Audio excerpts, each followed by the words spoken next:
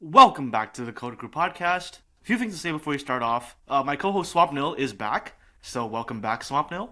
And also, we are going to be resuming our normal Premier League prediction challenge. If you don't already know how this works, our current scores and scoring system are on screen now. And just a quick disclaimer, we are recording this on Tuesday, which means most of the European midweek matches have not happened yet. You may be watching afterwards, but we are going to have to be doing a lot of guessing. And, we're not going to have all the information that you might. So just be aware of that. But that being said, let's get straight into the first matchup for this week, which is Chelsea vs Everton.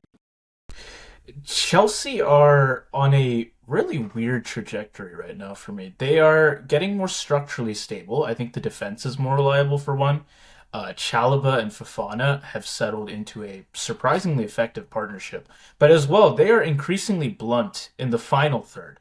I think in the Bournemouth draw, Sanchez and the back line were doing pretty well when the press broke down, but further up the pitch, Chelsea had lots of half moments, but nothing resembling an actual cutting edge. I don't know. Everything up to the box looks fine. And then the moment a chance needs finishing, the whole structure just seems to fall flat, or it did in that game at least. The box runs are a second off, the shots are snatched at, but they don't ever come out quite right. And there's also just no clear number nine here who can both threaten the space and finish chances. Joao Pedro obviously links play, does an amazing job of that, but he doesn't give you that ruthless penalty box certainty. Guiu also struggles to impose himself physically, and Delap has just gone off again. So it just seems like actually finding and finishing goals has been real troublesome for this team as of late. Yeah, honestly, if they did have Liam Delap coming into this match, I think that would have been a very big advantage against Everton, I should say, because Everton's biggest defensive weakness is their lack of structure against aerial threats and set pieces, and that is literally what Delap is on the team to do. He is there for headers to take advantage of those like duels, and losing that I think is going to be a big loss in this Everton game. And also, I'm not going to say that Chelsea's defense was bad. I do think Bournemouth ended up getting better chances. You could say part of that is due to what you just said, like not being able to convert attacks into very good chances, being a half second late. I think there's a lot of truth to that. However, I would say that I would still say like Bournemouth had the better chances. Bournemouth really should have scored and honestly won the game. Obviously, we're going to talk about them more later, but like for example, Evan Nielsen has an open net shot that he just misses, right? So I think a lot of the issues that Chelsea have right now, I do think still go down to the midfield, especially the holding midfielders, especially Enzo Fernandez. And there are some structural issues with the defense. Yeah, and against Everton, I do think that lack of a striker becomes a real concern because Moyes' Everton are not going to give Chelsea the same broken, chaotic spaces that Bournemouth did occasionally offer because we know Bournemouth are very attack heavy and they are willing to give up those kinds of openings if they can score more. But Everton, they're going to sit tight, they're going to condense the half spaces where Palmer usually operates, force Chelsea to create through more patient layered play. And so then that puts pressure on Garnacho and Neto to be more decisive instead of drifting through games as they have in few of them. But the bigger issue, I think, is what happens if Chelsea have to chase the game. If Everton can manage to score first, like they are good at countering, they can counter in numbers and they can keep up pressure on Chelsea the whole time, which is going to make it very difficult for Chelsea to have to chase a lead and try and get a draw, let alone a win. So Chelsea do need the first goal badly here. Otherwise, it becomes exactly the kind of match that this Everton team is built to suffocate and close out easily. Yeah, I mean, we saw Everton do that exact same thing. Down a man against Man United not that long ago. And I also think, another reason, by the way, that Chelsea struggled a lot against Bournemouth was fatigue. Having to play two games in 1 week when Moises Caicedo, your most important and most reliable midfielder, is suspended was a big issue for Chelsea. Now they have Enzo, Reece James, and Andre Santos. And I think Andre Santos is not getting as many starts as he should. Maresca's not really trusting him much. And that means the other two guys, I think, are being overplayed. And you really see that sluggishness come out in this match. When you look at Everton, for example, they are now not going to be suffering from the same thing because they don't have a European match. And when you look at the profile of players that they have, especially Dewsbury Hall, a player who he is a number 10 technically, but almost like a Florian Wirtz, he can drift off and left. He can like really punish you, make you do a lot of work if you're a defensive midfielder, just to track him and make sure he doesn't go on some crazy overlap with like Mikolenko or Grealish or whatever. So I think that like energy level difference, where Everton is going to have that clear advantage, I think could be a decisive factor. And I agree with what you're saying. I could totally see Everton take advantage of that, especially early when Chelsea haven't really like, let's say, gotten into the game yet. If they get the first goal here, I don't think Chelsea is going to be able to come back. Yeah, and I mean this Everton team, I looking at the Forest match, it seems like the most complete version of this Moyes side. They were structured, they played physical, they played compact, and finally they had a striker contributing something in the box. This is the big thing I think they were missing. Barry's, I think, Okay, first, yeah, hang on. Before we go on and start praising Tierno Barry for scoring one goal in 15 games, before we get too carried away, let's just take okay. It was a 3v1 attack that is true. against Yes, Nottingham's, and not just Nottingham, but against their B team. Remember, their entire backline is injured. All right, so like I get it. Tierno Barry scored. I know, once in a blue moon, legendary Pokemon card event. Cool, I understand. But let's not get too carried away here. right. No, that's fair. But I mean, I do still think that the fact that he was able to find a goal, which obviously he and Beto have been struggling with, and he was able to make good contributions. I think even if he didn't score more, he was putting pressure on in this game. That's nice to see, and it was well timed as well, his goal, because just as Forest were finding some momentum. It was Everton who found that goal and they gained confidence. Suddenly, their transitions were looking cleaner. The pressing felt more coordinated. Their midfield were playing forward without everything bouncing straight back off the striker. Soon enough, they did have a third with, again, no direct contribution from Barry, but he was able to put on some pressure. We've brought this up so many times before, right? But Everton's lack of a finisher has caused them issues in so many games this season. And if, it is a big if, but if this is actually the start of something and not just a singular good performance for Barry, there is potential here for Everton to improve even further from their current form. Sure, yeah. I think that is possible. I do think like Tierno Barry has a lot of strengths already. Like you said, the fact that he's so good at aerial duels specifically and he's so physical definitely does strain opposition defenses. And if he does score a goal against Chelsea, now we're starting to look at something. Now we're starting to see potentially a consistency. But to be fair, yes, like for example, I think Drewsbury Hall's game is significantly looks significantly better because of the space he gets freed up. Um, I think the wingers, you can see that a lot as well, especially with Ilman and Jai. So I don't want to say has no contribution, but I think what I will say is you do expect the goals to be from the wingers and from like other players, not from the striker. And so yeah, I think if we're just speaking more generally about this match, this is like sort of my view on how this is going to go because I think because of the midweek dynamics, I sort of have a feeling that this is not going to be the same Chelsea squad that we normally see, and I have the same thing to say about Everton. For that reason, I think that Dewsbury Hall will be given more freedom to roam around than he usually does because if you can break down Chelsea's fullbacks, you can basically break down the entire defense, right?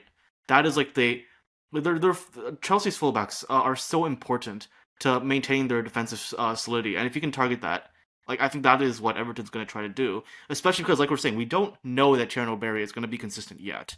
Um, and similarly, I think because of the tiredness that Chelsea has in their midfield, they're also going to be playing. Also going to be playing very direct. I think they're going to rely more on the wingers than they usually do. And say what you want about like the skill level of a Pedro Neto or a Garnacho or whatever. Right? I think there is a lot to criticize there, but they are very direct players at the same time. If they're having a good game, they can unlock a defense.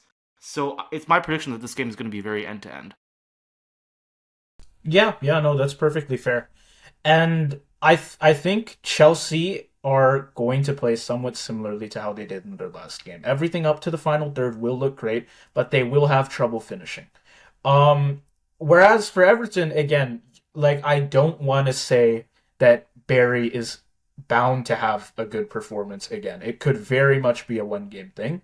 But even besides him, I think the whole team was generally playing well just by the fact that he did add that extra pressure that was able to alleviate some space for the other the other guys on the team.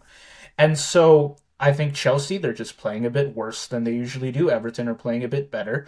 And yeah, Chelsea will probably get more chances that should lead to goals. But again, with some pretty poor finishing at the moment, those sequences can fade out. And Everton are finishing better. They'll get fewer moments, but probably more defined ones. And I do think it's a bit of maybe a bit of a wild call for me, but I do think Everton can finish at least one of those chances. So I'm going to say they do score one, and Chelsea will score one. It will be a draw for Chelsea at home. Will be a Well, quite a big hit for okay. them, I think. But yeah, I certainly agree that I think Everton will score. To be clear, um, my prediction I think is different than yours because I actually think that this game is going to have a lot more chances than I think you do.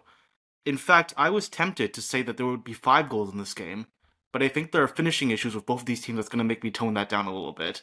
Obviously, with Everton, the finishing thing, because as good as this is more of a thing for Grealish, he has really shown that he's still pass first.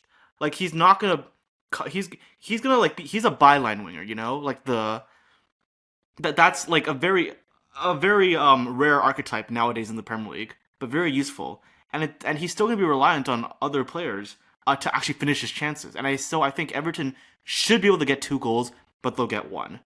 Similarly, Chelsea will get more chances, and I think you can very fairly say that their wingers are going to be an issue. But I believe that Cole Palmer, I know he did not have a good first game, but as he comes back from injury, as he gets more playtime, because there's a good chance he gets some playtime during the midweek as well. I think he's going to find the form. He's going to show how good of a player he is, and he's going to help Chelsea get more goals than Everton in this match. So I was tempted to say Everton win 3-2. I'll say they win 2-1. yeah, okay. Oh, Everton win 3-2 or Sorry, Chelsea. I was Chelsea? tempted Yeah, to say Chelsea win Chelsea. 3-2. I think they Yeah, win 2-1. got it. Then in that case, we go to well, Everton city rivals, Liverpool, who we are still trying to stabilize our defensive chaos.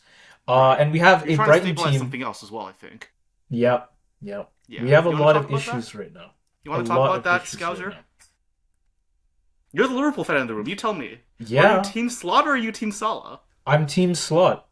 Okay. I feel like I think I've been decently clear in our previous episodes that I want Salah off the starting lineup. Not off the team entirely. Like I think he deserves some respect for what he has been able to do. Like we know he has obviously the ability to be an amazing winger. But he's just not shown his prowess in the past couple games.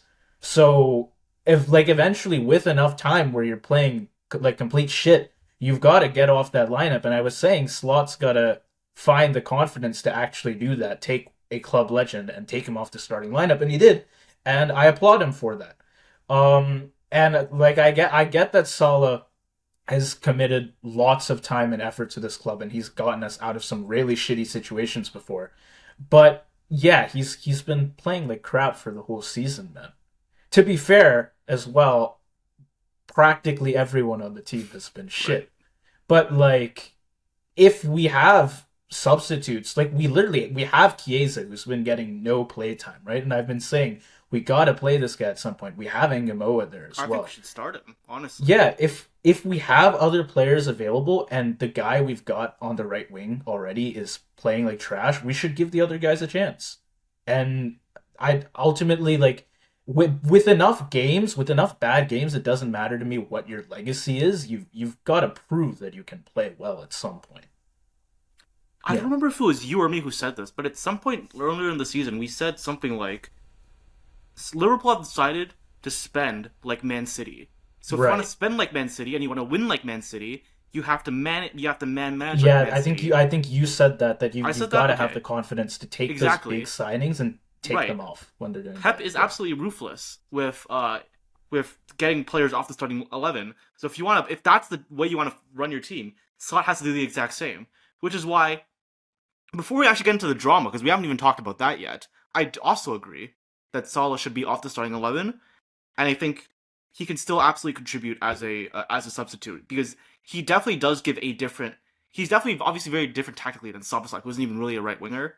Szoboszlai plays a lot more narrowly, more like an Antoine Semenyo role or an Ebrechi Eze, except on the right role, which which allows for more linkage with Isak and Wirtz.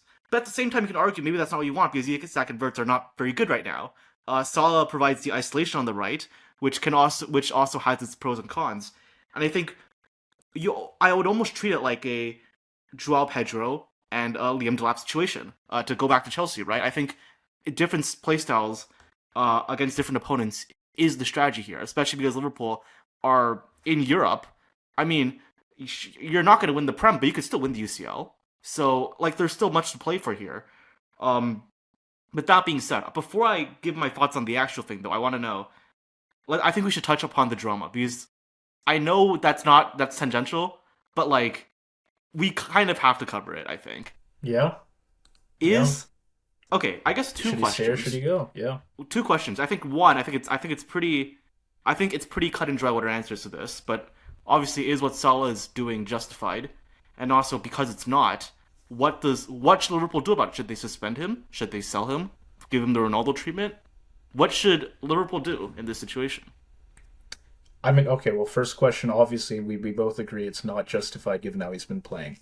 Dude, but honestly, it's really hard to say, and it's a good thing I'm not a club president because I don't have a clear Right. decision here.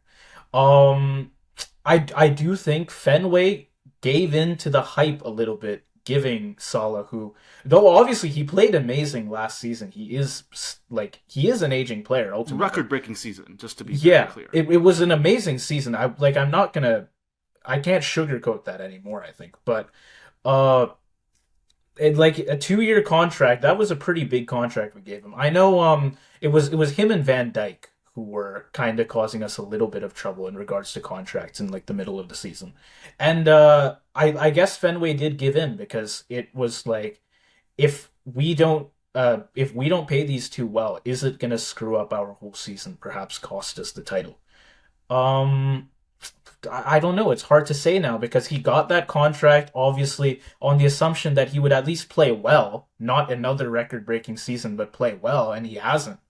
He has like I can think of a few games where he's been like there's a great chance for him to get an assist off to someone and he goes for the goal and he just takes it terribly. And it's To happened Verge more too, than who once. doesn't have a goal To contribution. Verts especially, I can think of a few passes that could have been made that just were not.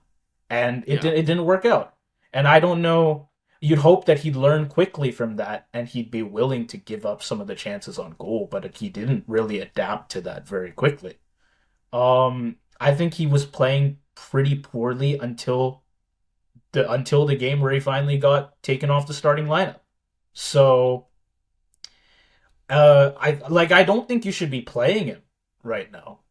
I wouldn't play him just for the sake of trying to keep him like happy with the state of the club.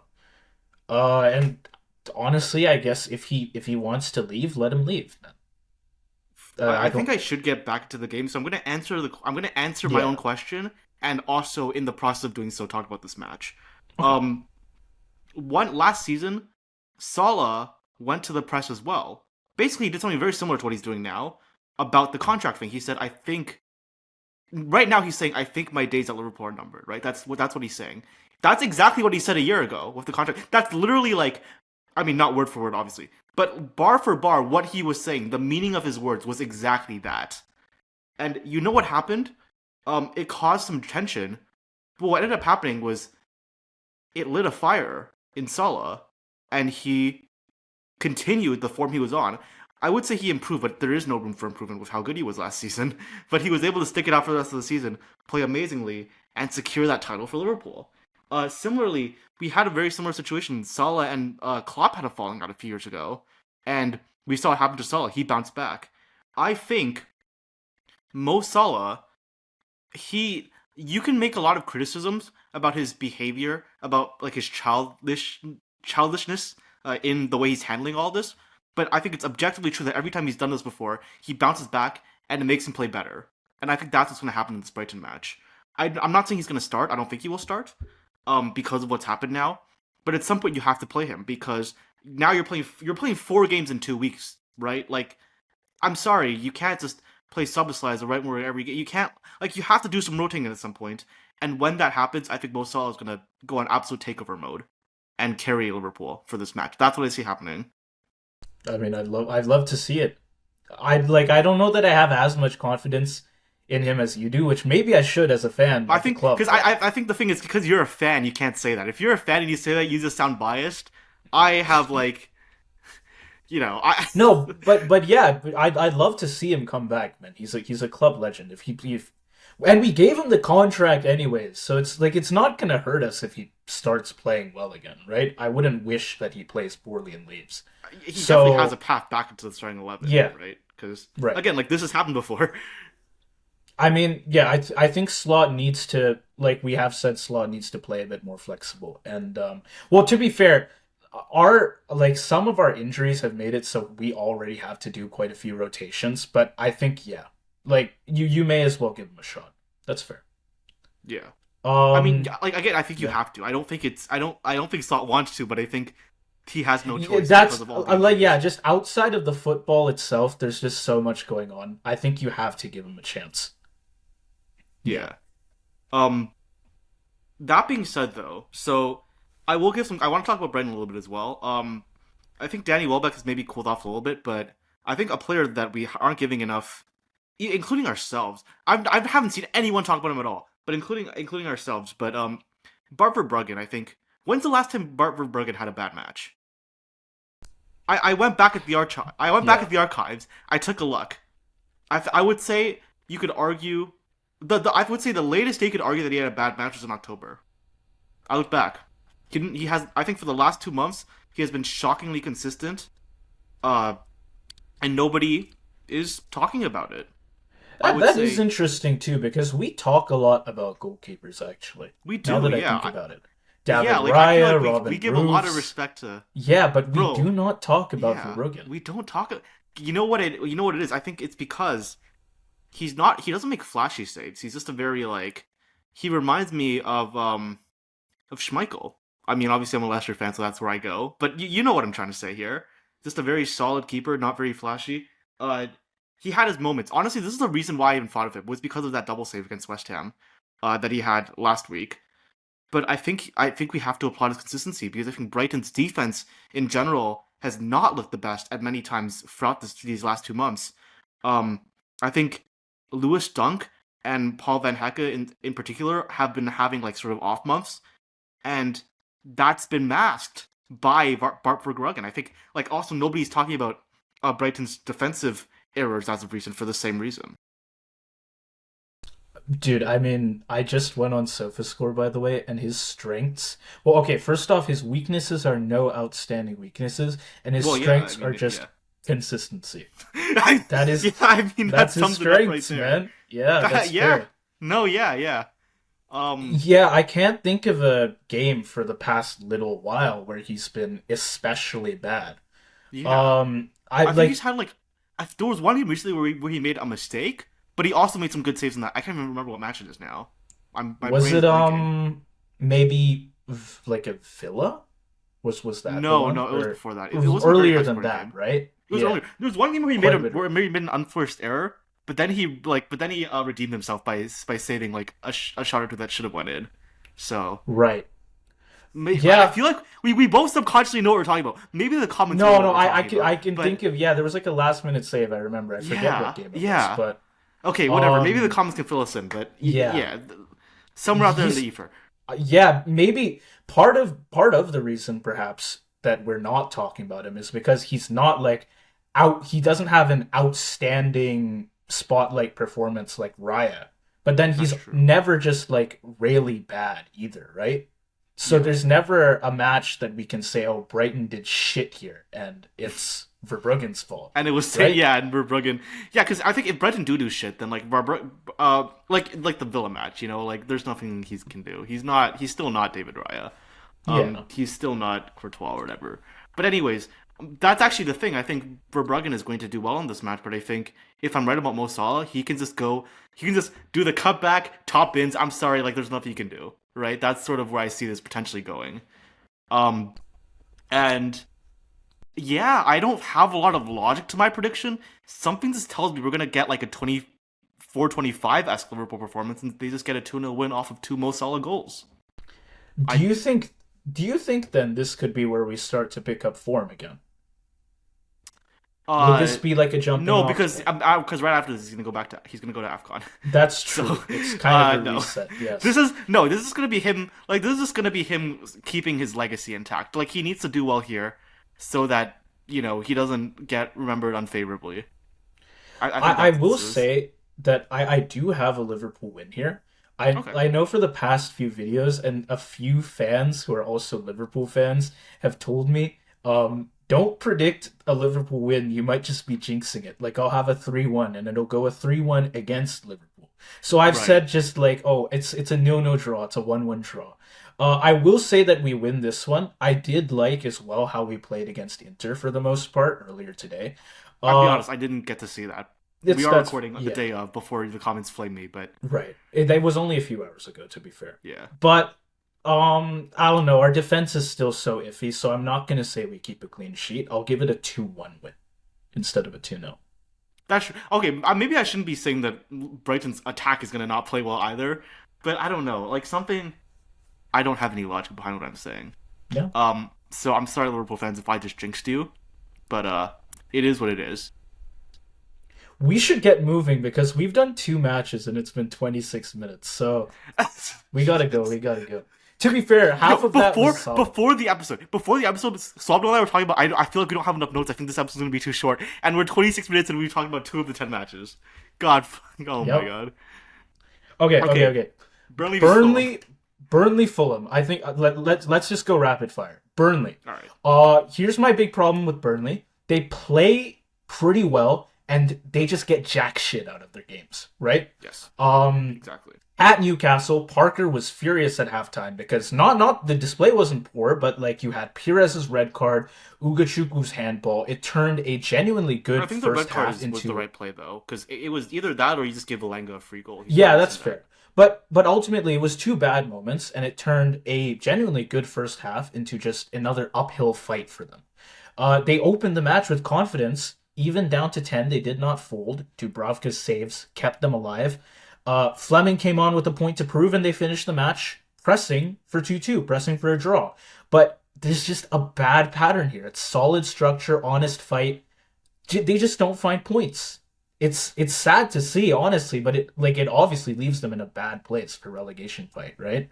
Yeah, I think. I mean, I don't want to say it, but I think this is why they will be relegated. I think they're the Ipswich of this season. I feel like I've said that. I've made that reference like 1,000 times, but You definitely have, yes, and like I I, like I feel they like just it's can't just so finish their accurate. games. It's Yeah, so accurate.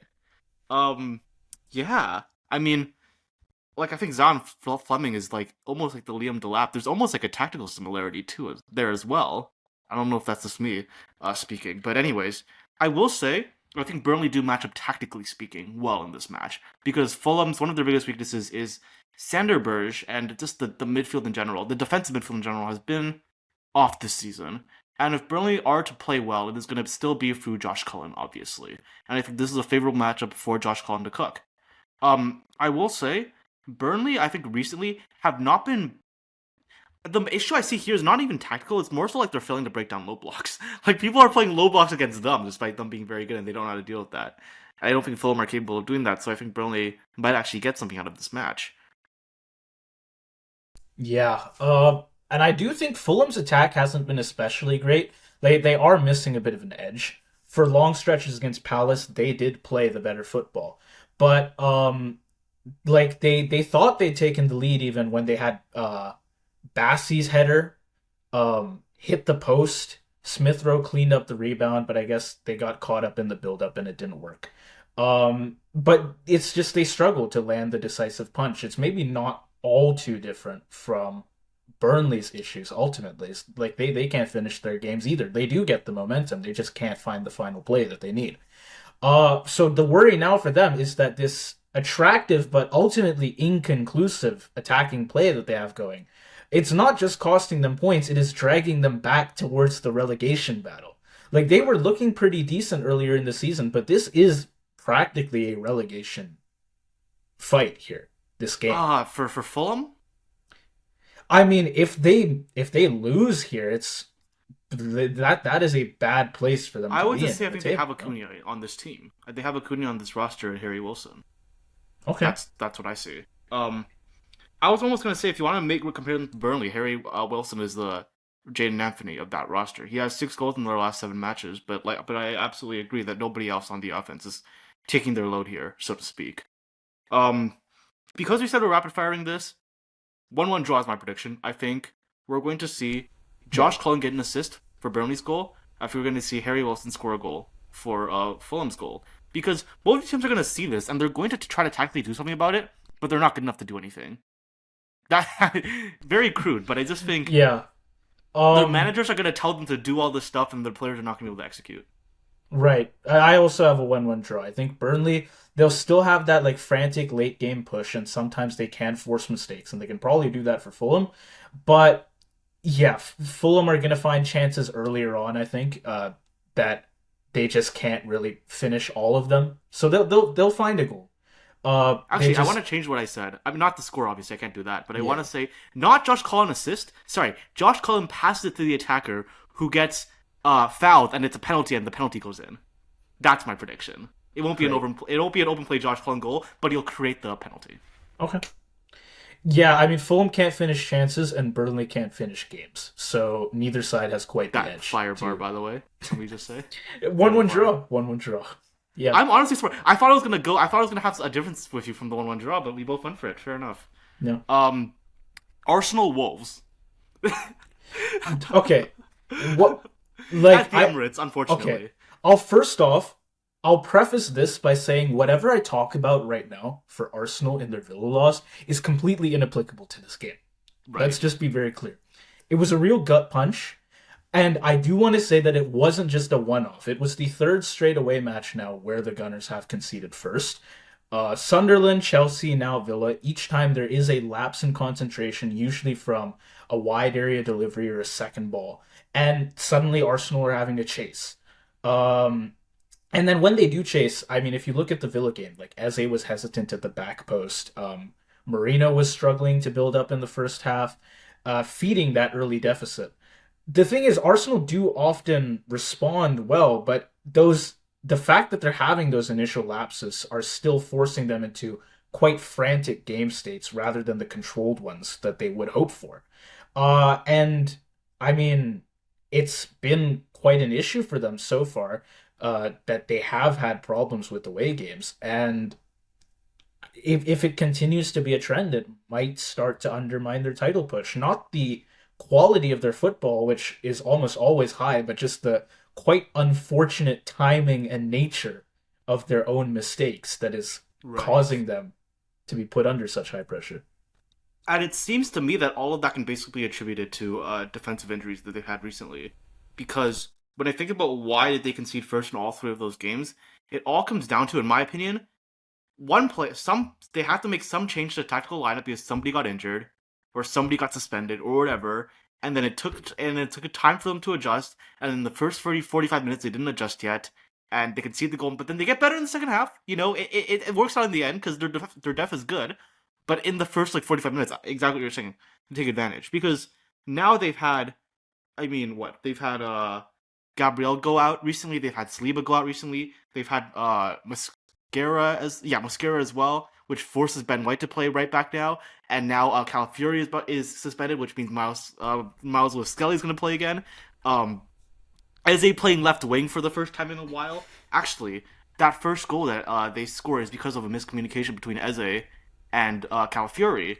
Because, in my opinion, I think that's because Eze is not used to playing left wing yet, and so there was a bit of an adjustment period.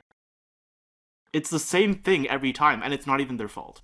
Yeah, we talk about teams having starting 11s of injured players. Arsenal are getting there, man. Yeah. Yeah. Um.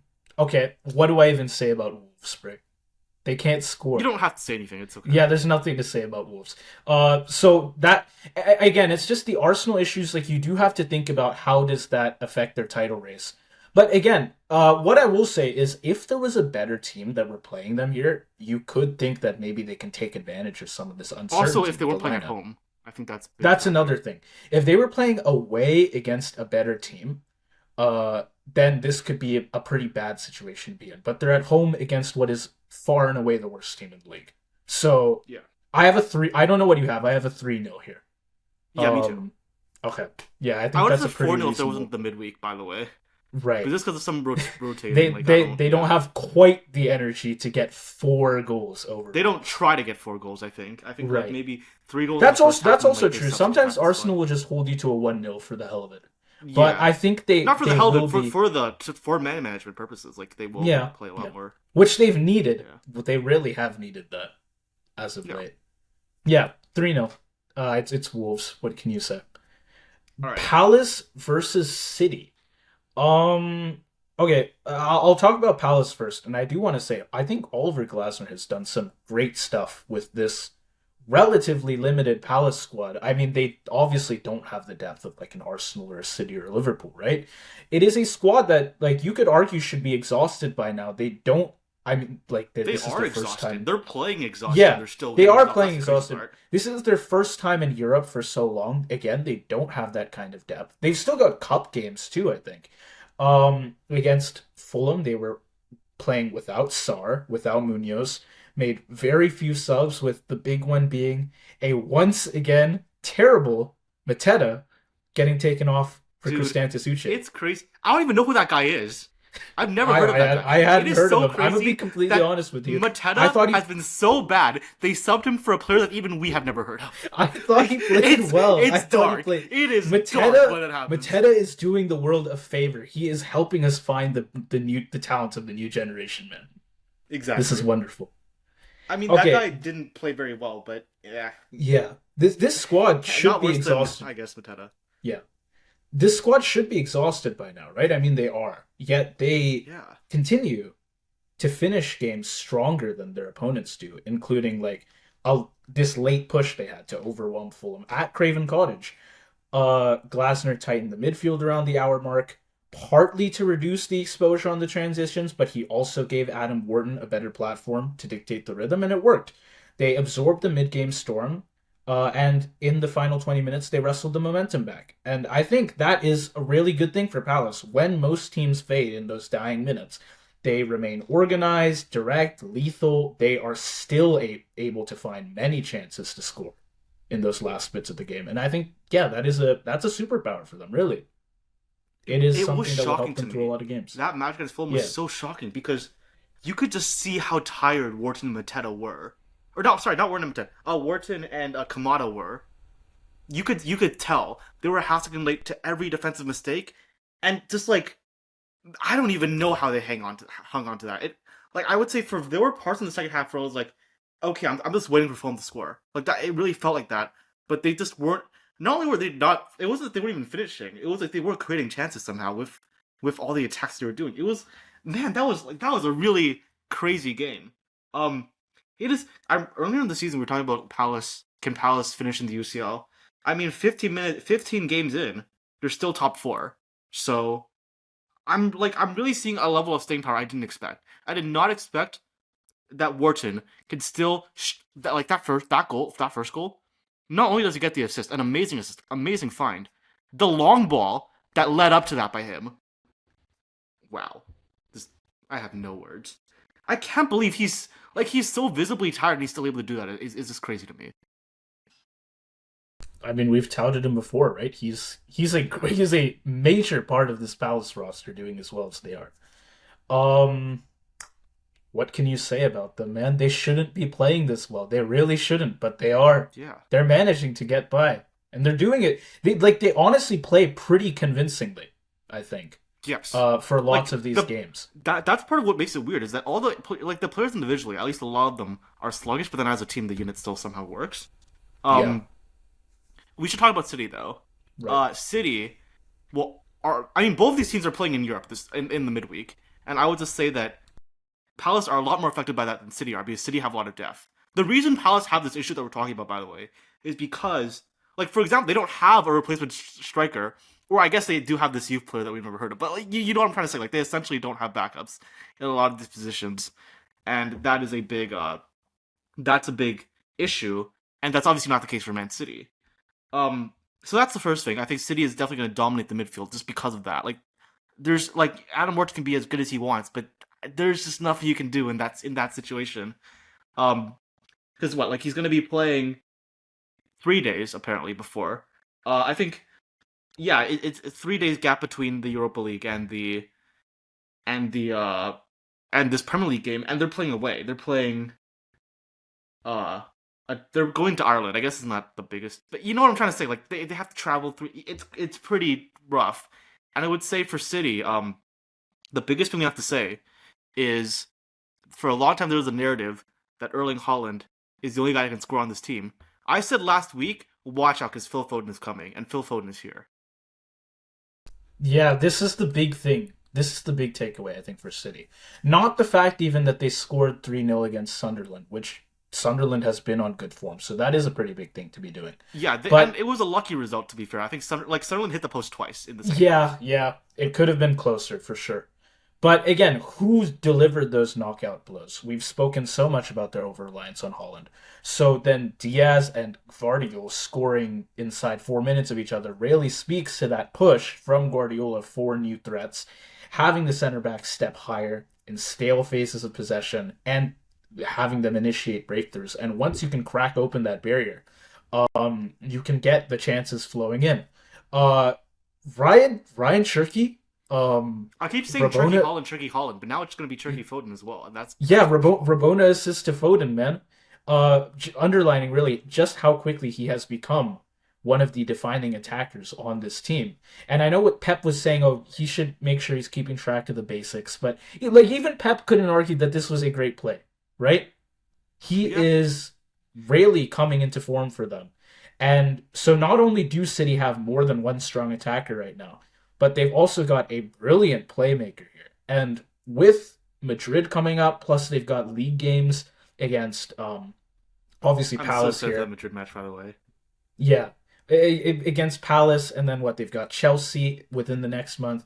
This is their time to prove that they have what it takes to stay strong in Europe and catch up to Arsenal in the Prem. And they do look like they are improving pretty quickly in the attack. I'm going to repeat something I said last episode when I recorded by myself. I said, historically, you can't win with one relying on one attacker, but you can absolutely win the Premier League relying on two goal scorers, and that's what they have now. Ryan Turkey, I feel like I've talked to. I really feel like a broken record. Like everyone's just catching on to this now. To back me up, have I not been talking about Ryan Turkey's Yeah, playmaking yeah, abilities you for like the have. past goddamn 2 months, bro? Right. Have I not been talking about this man? Anyways, the craziest part of this is that this man was brought in here to be a secondary goal scorer, and that is not at all what he has done. He's had to play a completely new role than what he played in the past, and it's completely working. That's You have to give him a lot of credit for that. Um, yeah. Uh, Man, I don't like. I really think.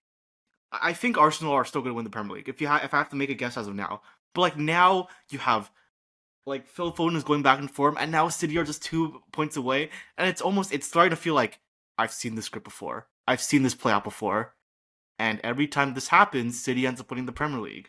So, man, I mean, I feel like Arsenal are the statistical favorites still heavily.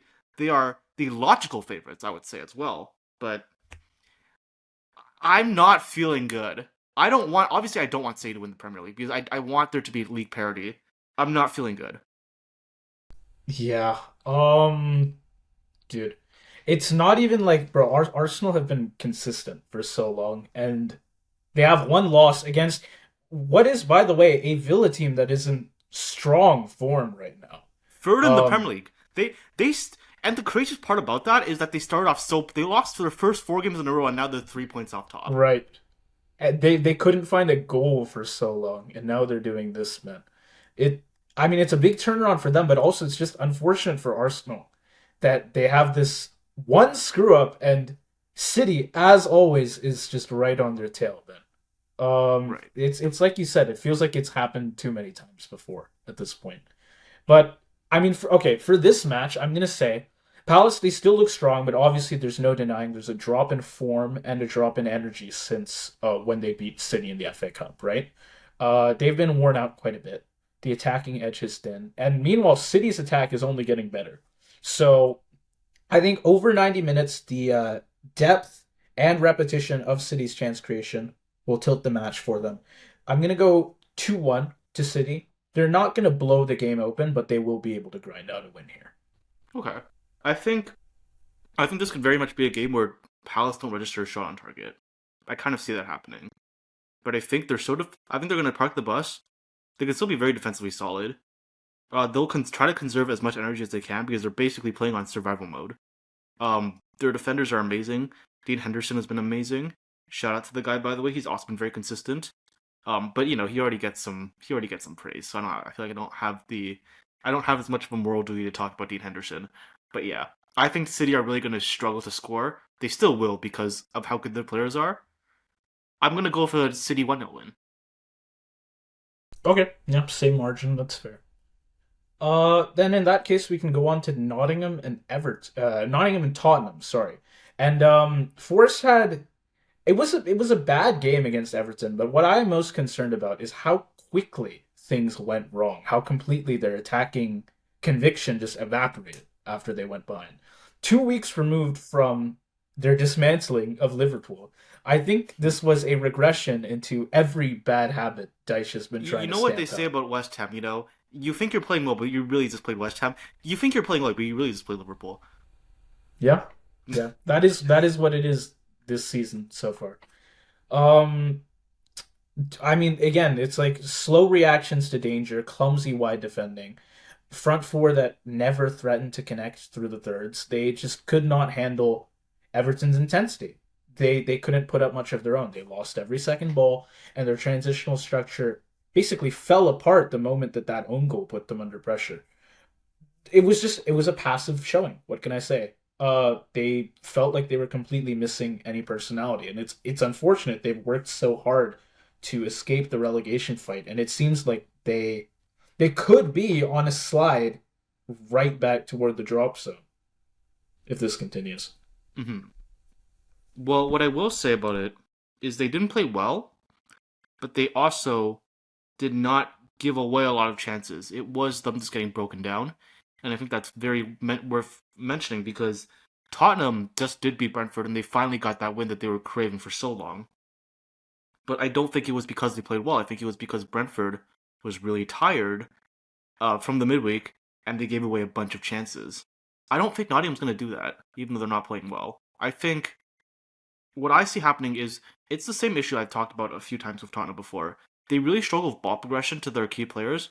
Like for example, people have been shitting on Xavi Simons this season. I think that match against Brentford proves he's not bad. I think the problem is he's not being fed the ball, and I don't think he will be fed the ball here because for him to get fed the ball, that actually means the opponent makes mistakes. It doesn't mean Tottenham's playing well because they just don't have the players to do that. I think Tottenham are going to struggle, and that's going to be playing right into Sean Dyche's hands because he's going to go for a 0-0 draw here. You have a nil-nil draw. I didn't say that. I said he's going to go for a 0-0 Oh, draw. well, that's what he's playing for. Okay, yeah. Yeah, no, I think that is the kind of style Dyche is going to be playing here. He will try to keep this as low scoring as possible. And yeah, that is the concern for Spurs. They have this spark now from their attackers, but can it survive a match against Sean Dyche's team? Forest will give Spurs all the possession, right? But they're going to defend deeper than Brentford. They're going to crowd the central lanes, which means Spurs will need like Spence, Porro to provide most of the width, and they still need to try and not leave space behind because Nottingham are decent on the transition. Uh, and Spurs have a fragility when transitions run against them. You have like Romero who sometimes steps too aggressively. Like they give up space back there. There are opportunities for Nottingham. Still though, I think Spurs will be keeping Nottingham under pressure for most of this game. And so it won't be an easy matchup for them to score, but I will say they do find one, and that'll be all they need. Okay. I think I don't want to bury the lead, but I actually do have a 0-0 draw here. I Okay. actually I just don't Yeah. see. I don't see how Tottenham score. I think the only way Tottenham can score right now against the low block is if the low block makes a mistake. And for as bad as Tottenham have been playing, they haven't been making mistakes actively. They've been broken down by better teams.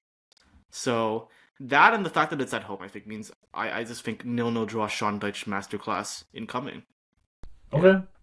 Yeah, it is at home. That's actually fair. Wait, but if you think about it, haven't Tottenham been playing a lot better away than they have at home as Well, of recent? I think that's like I don't think that means anything. I think sorry to sound like a nerd, but like because of statistical variances, a few teams are gonna have better records away than at home. It does mean they Oh do yeah. better away than at home. Yeah. Okay. This next match is interesting. This is one I will have to watch, not even for the football initially, but just because I mean it's the Tyne-Wear derby, right? Yeah.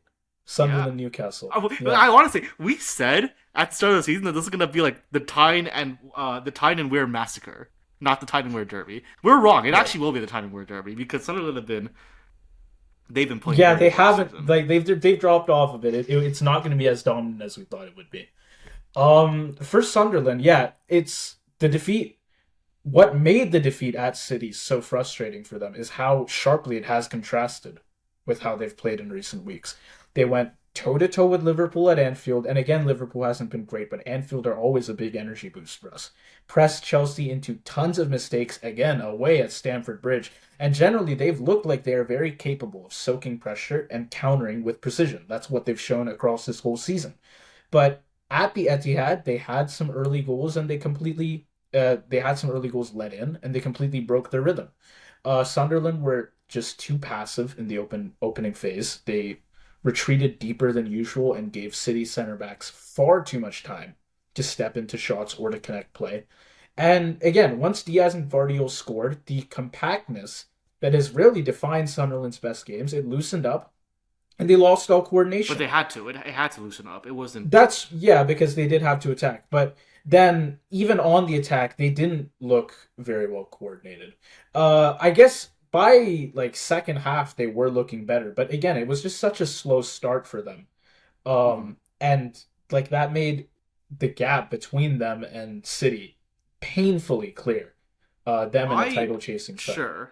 I I sounded the alarm bell about Sunderland after that loss against Fulham, and I'm not going to do so here because I actually think that the scoreline is a very inaccurate showing of what happened during that match. Sunderland's That's strategy, true. We did say earlier the margin could have been closer. not just the Yeah. Sunderland scoring, but Man City's getting 3 goals is very generous because Sunderland's strategy was working to a T, but then we just saw two, not one, but two Vincent Company goals. Like that's what we saw. There was not like there Sunderland did absolutely nothing wrong. This was like the Liverpool 2 goals against Crystal Palace in the Community Shield. They did absolutely nothing wrong. They just had to play suboptimally because of bad luck is really what it was, from Sunderland's perspective at least. So I'm not sounding alarm bells. Again, I don't think they hit the post twice because they weren't finishing well. I think they hit the post twice because they got unlucky and hit the post twice. And I think they probably could have had a goal anyways. Wilson Isidore has now missed two one-on-one chances in two separate games, but you could make a solid argument that both of them were not even him scuffing the shots, but just like for one, the Chiesa, obviously the masterclass by him, and then Donnarumma, it was a great save to save that chance against Isidore. So I think I'm not really sounding alarm bells against Sunderland, and I especially think that that game is not representative of how they're going to play at home because Sunderland are just a completely different team at the Stadium of Light. Yeah, that's another thing. I mean, even if it was to go the other way and it was Newcastle playing at home, I would say that in the derby that's going to make a big difference. But Right. yeah, it is Sunderland's home match. As for Newcastle, I mean, they had an effective win over Burnley, but it was far from fluid. They are, I feel like, increasingly a team that is living off of moments rather than any sustained dominance. Guimaraes scoring what directly from a corner. Gordon Right. getting a yeah. No, I just said right. Right. Gordon penalty, VAR assisted, right? Mhm. And Burnley, they also lost Perez to the red card. Like we said earlier, they had to choose between basically giving up the goal or getting the red card, and they took the red card. Um, all of those things tilted the match without Newcastle really creating any consistent threat from open play. And I think even Howe said that the rhythm was patchy, the team was sluggish early, and the second half was also quieter than he wanted it to be. I do think when the big moments arrive, Newcastle are handling them better than Sunderland are right now. But Sunderland are also just more consistent. And with that, I think I'm just gonna get to my prediction. I feel like this derby is coming at exactly the right moment for Sunderland. The City loss again, it did expose their limits when they start slowly, but they still showed ultimately, by second half, they were bringing back that same identity they've showed in all these other games. They're compact, they're intense, and they're clever in transition as well. Newcastle are, again, they're good in those big moments, but Sunderland, uh, like if they can press with conviction, they can punch through Newcastle's build-up, and over those 90 minutes, they force the Magpies into a more reactive game than they'd like. I think Sunderland can take control here. And just like, yeah, over 90 minutes, I think Sunderland can they can take control of the pace and they can pull themselves over the line. The stadium obviously will help them as well. And so I will say it will be a very charged, very chaotic, and ultimately cathartic 2-1 Sunderland win. Whoa. Okay. Okay. I would love to see it. I would love to see it if that happens. Um. Okay. Hmm. I think there was a game recently. Actually, maybe if I just look at the Sunderland recent matches, I'll remember which one it was. Um. Oh, Sunderland Bournemouth. You said I think. Yeah, it was Sunderland Bournemouth. You said a draw. I said a win. You were a little bit surprised by my win prediction, and Sunderland won. I think. So now what's going to happen is I'm going to say a draw. I'm surprised by your win, and Sunderland's going to win. That's what's going to happen. But Okay, unfortunately, great. we have to make a prediction before we start recording. And in my recording or in my notes, I have a 2-2 draw. Um, what I will say is, I think an underrated aspect of Newcastle's bad game was in the second half. Dan Burn and Livramento. Actually, no, one of them was in the first half, one was in the second half.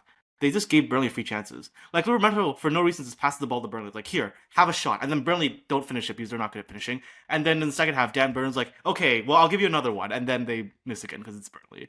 But Sunderland's, you don't want to do that against Sunderland. You don't want to do that against Sunderland's counterattacking threat. I think that's going to be a factor.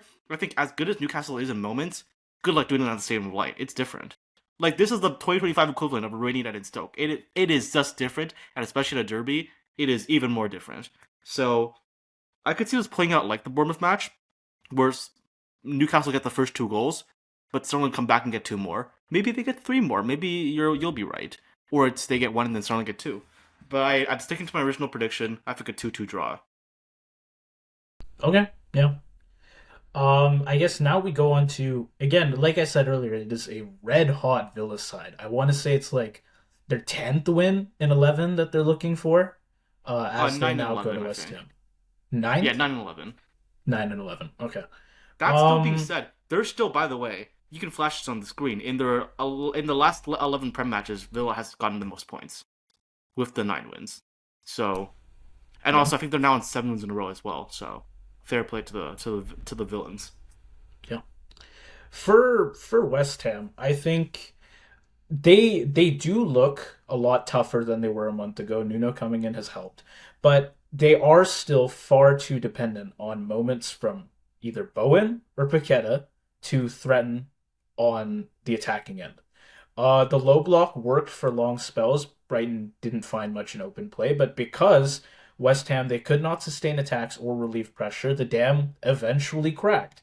And obviously Bowen had that improvised finish. It was brilliant, of course, but it highlighted the lack of chance creation, structured chance creation. Everything feels like for West Ham it needs to be improvised brilliance or just a transition mistake from the opponent. They can't create much for themselves as a team. And I think against Villa, that's going to become even harder. You cannot just sit deep when you're facing a team like Villa because they can keep dragging, stretching, and re-attacking your block until it breaks. And they can probably break your block earlier than Brighton did. So somehow, West Ham have to put on more pressure and attack to at least delay um, Villa getting the first goal. And if they're lucky, maybe they find the first themselves and they can force Villa to chase. But I think it will be quite difficult for them. I've talked about Nuno is a defensive minded manager. And the first thing he needs to do at West Ham is put in a good defense. And I think that has worked out for the most part. But they need a better offense here. I don't know how exactly it's going to work out, but they just have to find more on the other end. Yeah. Here's what I will say. The reason I wasn't very bullish on Villa until the Brighton game was they were getting wins, but it wasn't convincing. Like against Leeds and against Wolves, they both only won by 1 goal. And in both matches, I would say like one winning even at all was a little bit lucky for them. But then again, But then when they play Brighton, when they play Arsenal, they're able to rise up to the challenge. So I think they're a team that gets the wins, they get the points they need to get, but at the same time, what am I trying to do? At the same time, they can play down to teams. And so I kind of see that happening here as well, especially because they're going to have to conserve energy because of the midweek. I think this could go very similarly to that match against Leeds. I think they're not going to play very well, but I think they're just gonna find a way. Like Villa have really found an identity. Like the overlapping attacks and the long balls. They only do that against good teams. It's really weird. So I'm gonna actually go for 2-1 win for Villa.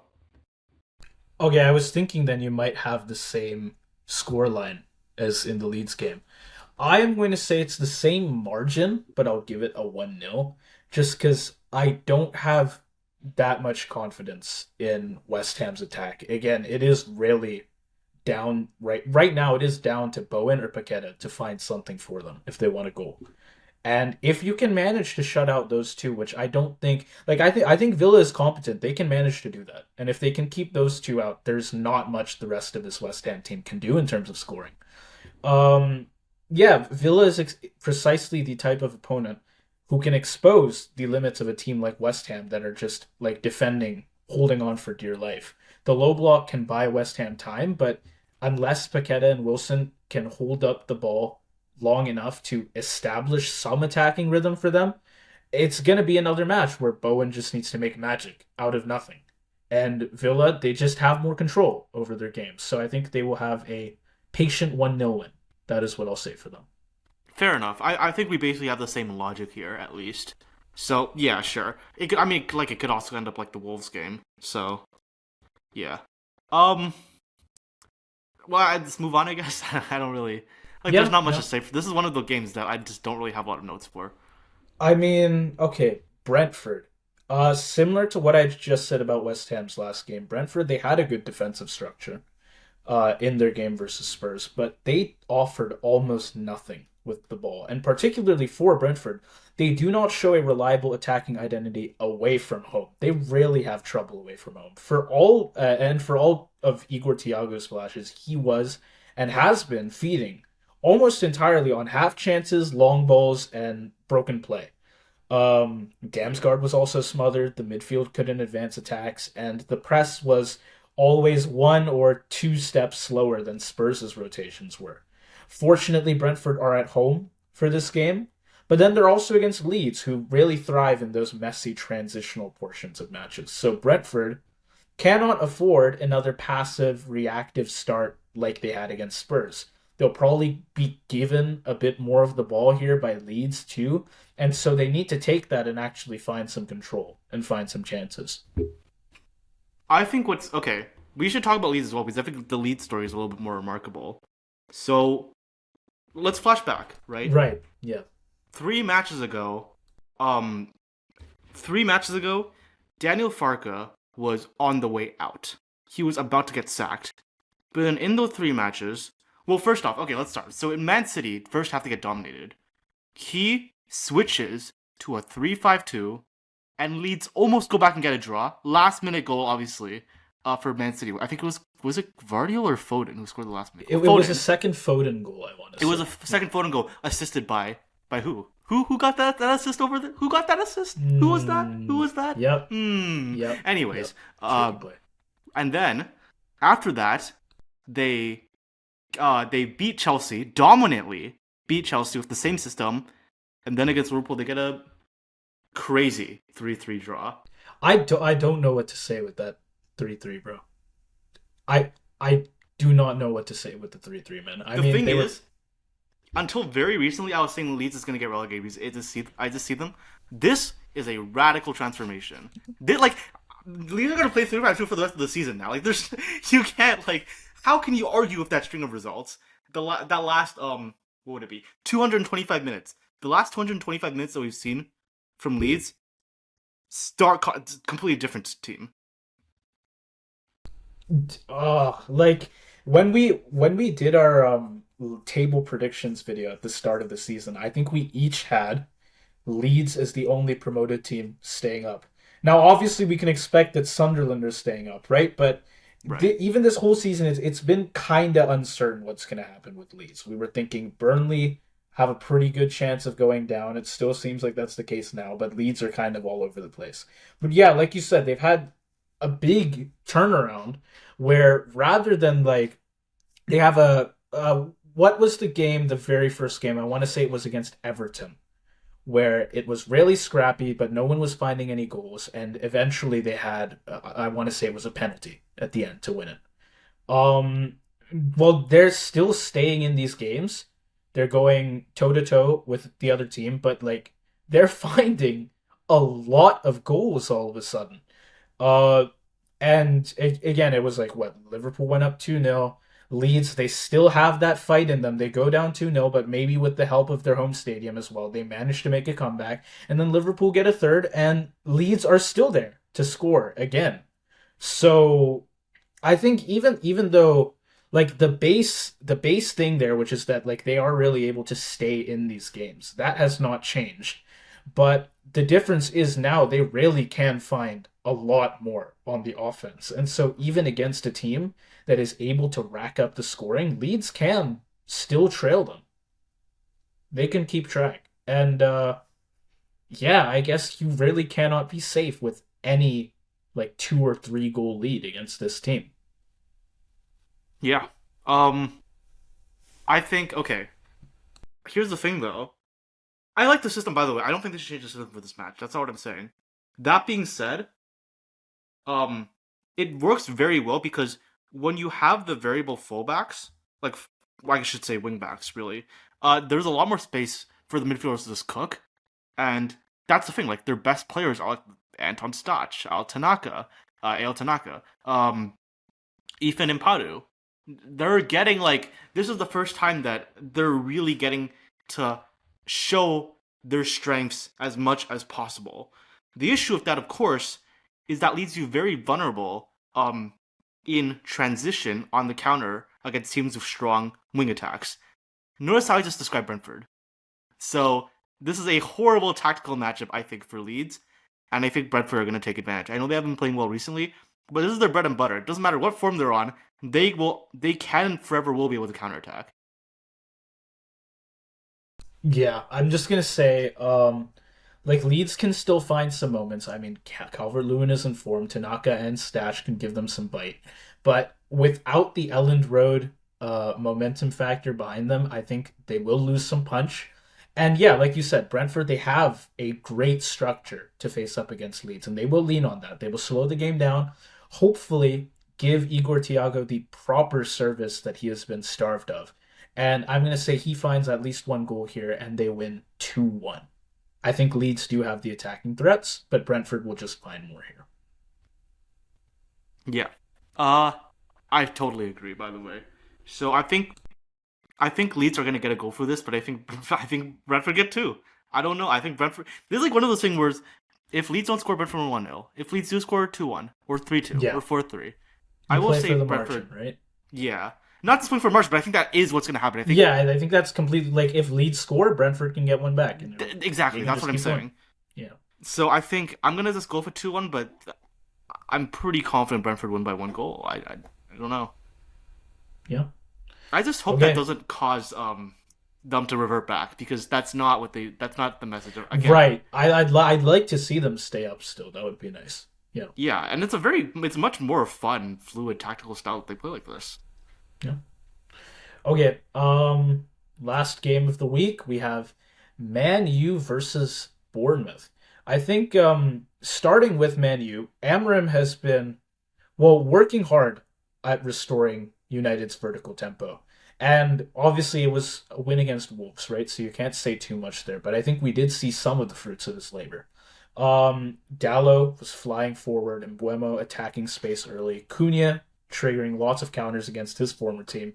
And Fernandez stepping into pockets at full tilt. You had a lot of these runners that were playing really well. And United were not perfect. You could definitely argue they should not have allowed Wolves that 1 goal during their like late first half drift. But really, they can set the pace, and they did that for just about all of this game. And they have this ability as well now to shift from like more passive play to very explosive. and that remains their differentiator. Again, like they're not immaculate. This is not an Arsenal, right? The structure isn't perfect here. They still have some kinks to work out. And also, they will lose some of that punch when the AFCON absences kick in. But for now, against Bournemouth, it does seem like they can keep those players, and they can also still control the middle third through Casemiro, through Fernandez. And yeah, I think they will be able to find quite a bit of attacking momentum, just like they did in the Wolves game. It is just that they have to resist the chaos factor that Bournemouth have. That is what it is, and hopefully let their superior quality take over in due time. Okay. Um, this match, well, okay. This match was happening. Um, I saw that United were playing Wolves. I didn't watch this game. I didn't look at I this don't game think you needed afterwards. to. I Yeah. purposely, to make sure I didn't feel to get biased, I purposely made sure to not to not look at what happened in this match until I was completely fully done making my prediction for this match. Because I figured if United lost, okay, yeah, funny, nice. And if United won, then it means absolutely nothing. So United win dominantly, apparently. I don't know how the game went because I just saw it for the first time like right before we started recording. Um, I think United fans are going to see this win and they're going to think they're back or whatever. You're not. But yeah, I don't like this.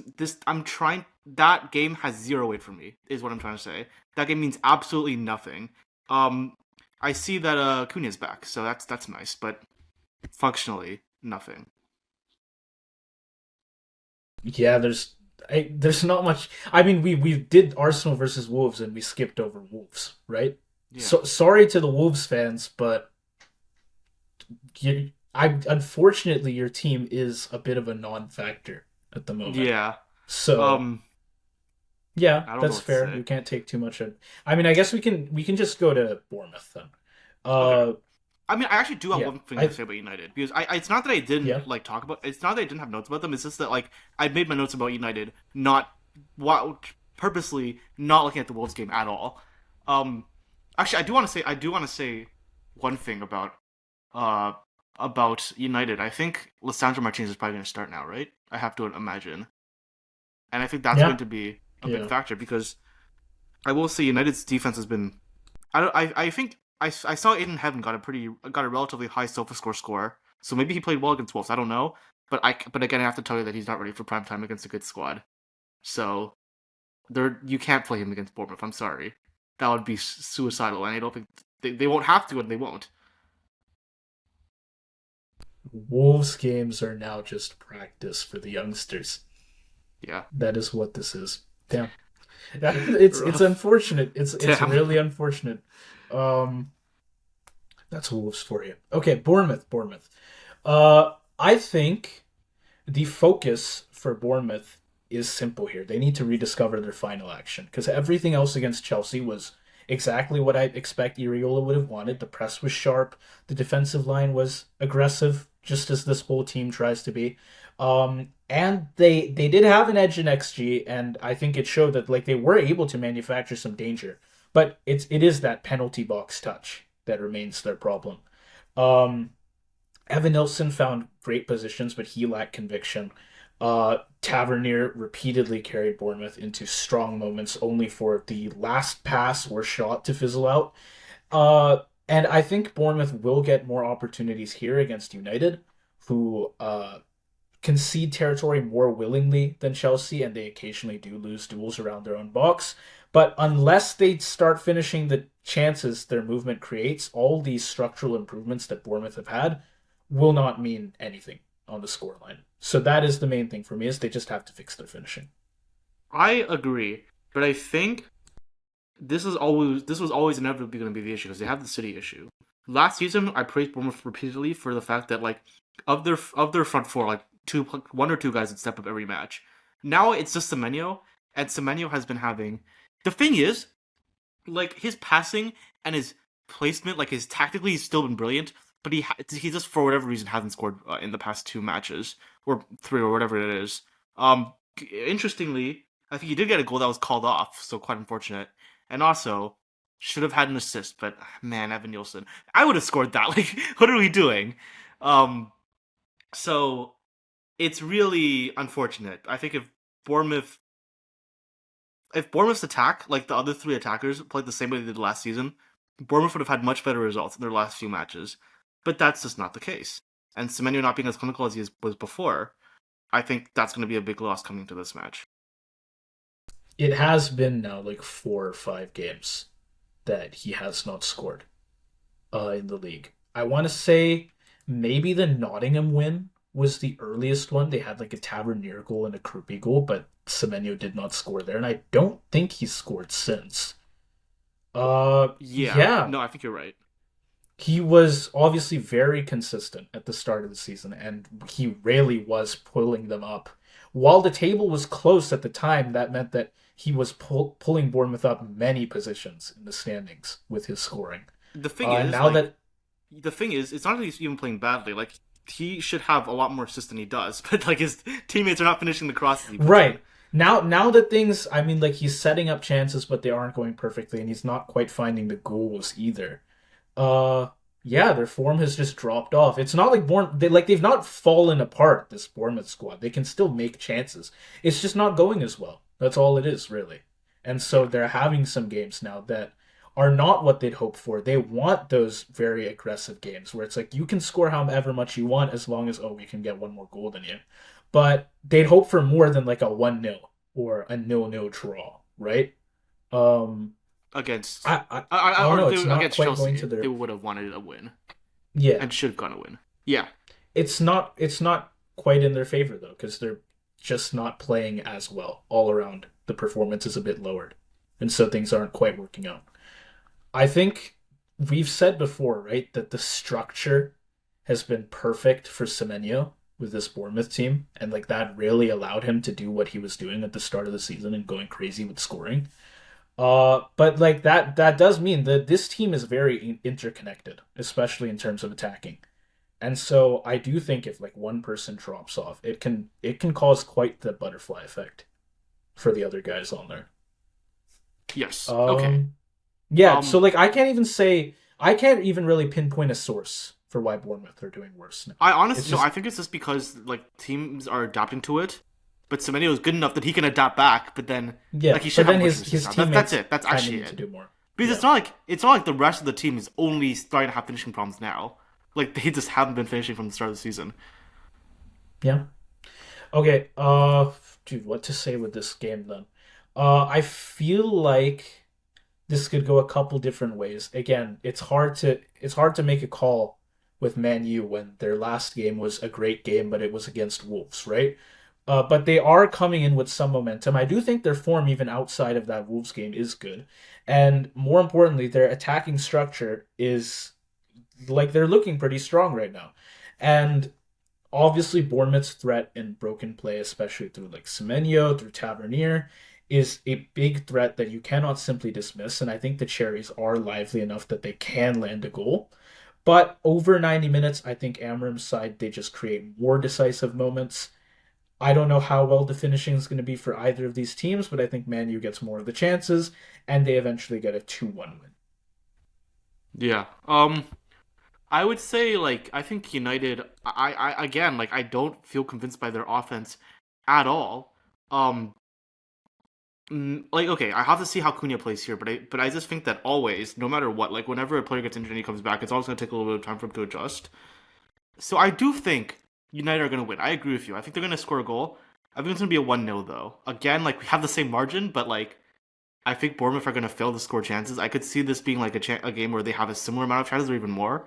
But because of that finishing issue, until proven wrong, until Semenyo shows that he just is like that guy and can still score while being defended like this, or somebody on Bournemouth steps up. I don't care who. I'm gonna keep predicting them to not score because they haven't scored in their last two games. Okay, so 1-0 you have then. Yeah. Sure. That finishes our match overview for the week. Then we had, what was it? 35 minutes to the first two games of the week. Yeah, Whatever. I I think mean, you know what it was. It's because we haven't spoken. Well, at least like on a call for a while. That's true. So A lot of stuff to clear up here. a lot of stuff to clear Salah up. is a big thing. I swear that took like 10 minutes when we were discussing the Yeah, whole Salah I issue. mean that's a 10-minute worthy segment though, is it not? Yeah. I think That that's a huge story. that could be its own video. That could be its own video right there. It's just I, talking now about you just the said that, I Salah. think it will be its own video. A segment, a segment. We will be Okay, putting well, that out. that's Yeah. getting posted on Thursday. All right, Great. brilliant. Wonderful. Okay, well thank you everyone for sticking around this long. I swear our videos we're not trying to slowly make them longer again. We are intending to make them shorter. Well, But yeah, it's like it's yeah. like Darian said, right? We have a bit to clear up here. But yeah, we will be back for next week with another set of match predictions. I think all the AFCON players will be gone by then, right? So that's going to be interesting. Oh, There will be I some think we should do ramifications an there. AFCON video. We could, yeah. But for now, do stay tuned for our next set of Premier League predictions, and we will see you all soon. Have a good one. See ya.